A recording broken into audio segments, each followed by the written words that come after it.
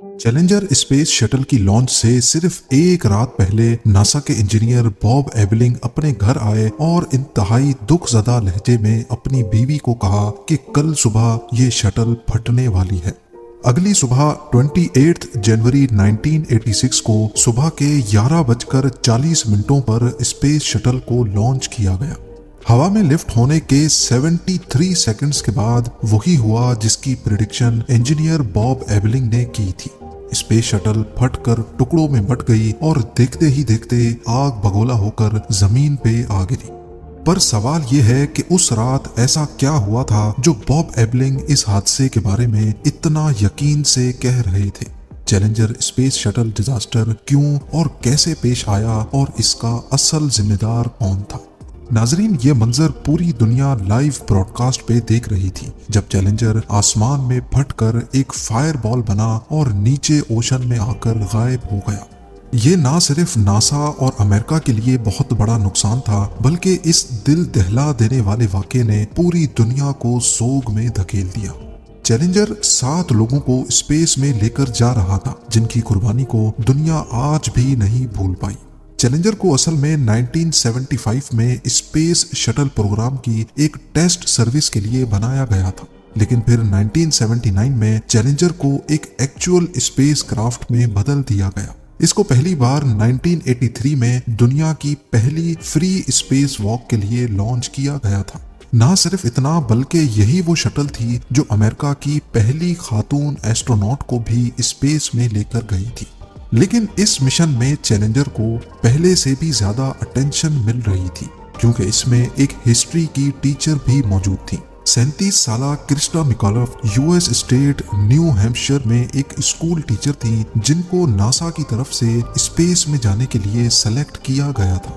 NASA ने space programme की marketing के लिए स्कूल टीचर्स को स्पेस में भेजने का प्लान बनाया था, ताकि वो स्पेस में जाकर बच्चों को लाइव लेक्चर दे सकें। ये जानकर स्कूल के बच्चे बहुत ज्यादा एक्साइटेड थे। यही वजह थी कि मिकोलोफ की इस मिशन पर मौजूदगी पूरे मीडिया को लाइव कवरेज देने पर मजबूर कर रही थी। इसके अलावा नासा ने पहले से इस मिशन की डेट और टाइम अनाउंस कर रखा था और मुख्तलिफ स्कूल्स को चैलेंजर के लॉन्च की लाइव सैटेलाइट फीड भी पहले से दे रखी थी। ये प्रोग्राम नासा के दूसरे प्रोग्राम्स के मुकाबले में बहुत ज्यादा देखा जाना था, जिसमें ज्यादातर व्यूअर्स स्कूल के बच्चे थे। यहाँ आपको बताते चलें कि सिर्फ क्रिस्टा मिकोलोफ की मौजूदगी ही इस मिशन को बच्चों के लिए इम्पोर्टेंट नहीं बना रही थी, बल्कि उस वक्त बच्चों के फेमस कैरेक्टर बिग बर्ड को भी स्पेस में लेकर जाने के लिए बात चलाई गई थी। लेकिन आखिरी टाइम पे मिशन कंट्रोल ने उसकी इजाजत नहीं दी। इस मिशन के पायलट माइक स्मिथ थे, जिनकी ये पहली स्पेस फ्लाइट थी, पर क्या मालूम था कि ये इनके कैरियर की आखिरी भी होने वाली है। माइक को धमाके से पहले ही पता चल चुका था कि कुछ गड़बड़ जरूर है, और इस बात का अंदाजा तब हुआ जब एक्सप्लोजन से सिर्फ चंद सेकंड पहले जो आवाज रिकॉर्ड हुई वो माइक स्मिथ की थी। ओहो, ये थे उनके आखिरी अल्फाज, और उसके बाद शटल से राब्ता टूट गया। पर सिर्फ पायलट माइक स्मिथ ही नहीं थे जिनको धमाके से पहले ही पता चल चुका था। चैलेंजर की लॉन्च से एक दिन पहले 4 इंजीनियर्स भी ये बात जानते थे। ये इंजीनियर्स नासा के कॉन्ट्रैक्टर मॉर्टन थाइकॉल की तरफ से थे। उन्होंने एक रात पहले ही अपने मैनेजर्स और नासा के ऑफिशियल्स को कहा था, उनको कायल करने की कोशिश की थी कि चैलेंजर के लॉन्च को डिले कर दिया जाए। इंजीनियर की रिकमेंडेशन पर एक मीटिंग भी बुलवाई गई, जिसमें उनका कहना था कि आज से पहले शटल को इतने फ्रीजिंग एटमॉस्फेयर में कभी भी लॉन्च नहीं किया गया। ये एक बहुत ही इम्पोर्टेंट पॉइंट था, क्योंकि शटल के अलग अलग पार्ट्स को आपस में कनेक्ट करते वक्त रबड़ की ओ रिंग्स डाली जाती हैं। ये रबड़ रिंग्स फ्रीजिंग क्लाइमेट में अपनी परफॉर्मेंस कम कर देती हैं। नासा की एडमिनिस्ट्रेशन को ये वजह इतनी अहम नहीं लगी और उन्होंने इंजीनियर्स की रिकमेंडेशन को रद्द कर दिया। इनमें से एक इंजीनियर बॉब एबलिंग जब मीटिंग से फारिग होकर वापस घर गए तो उन्होंने अपनी बीवी को इंतहाई दुख भरे लहजे में कहा, it's going to blow up. इस वाक़े के बाद बॉब एबलिंग तो रिटायर हो गए, लेकिन कई सालों के बाद उन्होंने एक इंटरव्यू में कहा कि उनके फैसले को रद्द करने की वजह से उनकी एक भी रात परेशानी के बगैर और सुकून से नहीं गुजर पाई। इस हादसे के 20 सालों के बाद भी वो मरते दम तक अपने आप को चैलेंजर डिजास्टर का कसूरवार ठहराते रहे। असल में नासा के कॉन्ट्रैक्ट इंजीनियर्स 100% सही थे। उस दिन हुआ क्या था, ये जानने के लिए हम चैलेंजर की ये फोटो देखते हैं।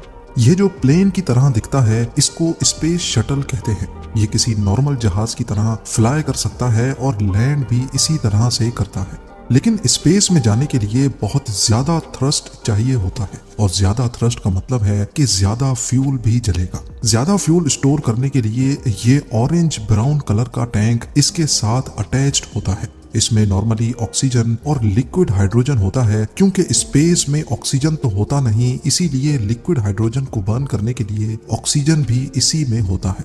पर सिर्फ शटल के तीनों इंजन्स ही इसको ऊपर लेकर जाने के लिए काफी नहीं होते। इसकी दोनों साइड्स पे सॉलिड रॉकेट बूस्टर भी लगे होते हैं, जो कि स्पेस में एंटर होने से पहले ही शटल से अलग होकर ओशन में गिर जाते हैं। इन रॉकेट बूस्टर्स के कंबशन चैम्बर के पार्ट्स आपस में एक रबड़ सील के जरिए जुड़े होते हैं, ताकि गर्म गैसेस कहीं और से नहीं बल्कि सिर्फ दिए गए एग्जॉस्ट से बाहर जाए। उस दिन सब कुछ सही था, सिर्फ मसला था कि फ्रीजिंग टेम्परेचर की वजह से वो रबर सील्स, जिनको ओ रिंग्स भी कहा जाता है, वो सख्त हो गई थी। और जाहिर है सख्त होने की वजह से वो गैसेस को अच्छी तरह से नहीं रोक पाई। दोनों में से एक रॉकेट, जो कि कैमरा में नजर नहीं आ रहा, लॉन्च के वक्त ही उसकी ओ रिंग काम करना बंद कर गई थी। गर्म गैसेस लीक होती रहीं और साथ लगे मेन फ्यूल टैंक की बॉडी पे लगती रहीं। ये गर्माइश कोई मामूली नहीं होती। 6000 डिग्री सेल्सियस, ये इतनी ही गर्माइश है जितनी सूरज की सतह गर्म होती है। मेन फ्यूल टैंक की चादर कुछ देर तक ये गर्माइश बर्दाश्त करती रही, लेकिन फिर 70 सेकंड्स के बाद उसकी चादर मेल्ट हो गई और उसके अंदर मौजूद लिक्विड हाइड्रोजन 46,000 फीट की बुलंदी पे एक जोरदार धमाके से फट गया। हादसे के कई मिनटों के बाद तक एक खामोशी सी छाई रही। पहले तो सबको यही लग रहा था कि इसमें मौजूद 7 के 7 क्रू धमाके के साथ ही दम तोड़ गए होंगे, पर कुछ अरसे बाद इन्वेस्टिगेशन से जो मालूम पड़ा वो और ज्यादा परेशान कुन लम्हा था। एक प्राइवेट इन्वेस्टिगेशन के दौरान ये साबित हुआ कि एक्सप्लोजन के वक्त शटल का केबिन फौरन डीप्रेशराइज नहीं हुआ था, जिसका मतलब है कि धमाके के बाद भी ओशन पर गिरने तक उसके अंदर सारा क्रू जिंदा मौजूद था। ये नासा के स्पेस फ्लाइट मिशन में पहली बार हो रहा था कि दौरान परवाज उन्होंने अपना क्रू आसमान में ही खो दिया हो। इस वाक़े से 19 साल पहले 1967 में अपोलो 1 मिशन के दौरान 3 एस्ट्रोनॉट्स की मौत हुई थी, लेकिन वो हादसा ग्राउंड टेस्टिंग करते पेश आया था। जिस दिन चैलेंजर को लॉन्च होना था, उस दिन यूएस प्रेसिडेंट रोनाल्ड रीगन को भी लाइव स्पीच करनी थी, लेकिन हादसे की वजह से उन्होंने अपनी एनुअल स्पीच डिले कर दी और लाइव आकर हादसे में मरने वालों के लिए दुख का इजहार किया। एक्सप्लोजन के बाद चैलेंजर का मलबा अटलांटिक ओशन में मीलों दूर तक फैल गया। नेवल क्रू को कई हफ्तों की खोज के बाद मलबे के ज्यादातर हिस्से मिल गए, लेकिन शटल केबिन फिर भी नहीं मिल पाया। आखिरकार 6 हफ्तों की खोज के बाद नेवल डाइवर्स को शटल केबिन मिला, जिसमें एस्ट्रोनॉट्स की बॉडीज मौजूद थी। ये केप कैनावरल से 15 मील दूर पानी से 100 फुट नीचे से मिला था। इन्वेस्टिगेशन के बाद ये बताया गया कि इस हादसे का सबसे बड़ा जिम्मेदार नासा खुद है, क्योंकि उन्होंने जानबूझकर लॉन्च रूल्स को नजरअंदाज किया था, जबकि इंजीनियर्स ने बार बार एतराज किया था कि लॉन्च के लिए मौसम काफी ठंडा है। तो फिर सवाल ये है कि आखिर नासा ने ये वार्निंग्स क्यों इग्नोर की। इसके कई सारे फैक्टर्स माने जाते हैं, लेकिन सबसे बड़ा ये है कि नासा को हर साल 24 स्पेस मिशंस करने का टारगेट पूरा करना था। टारगेट को पूरा करने के लिए नासा ने अपने लोगों पर उनकी काबिलियत से ज्यादा लोड डाल रखा था।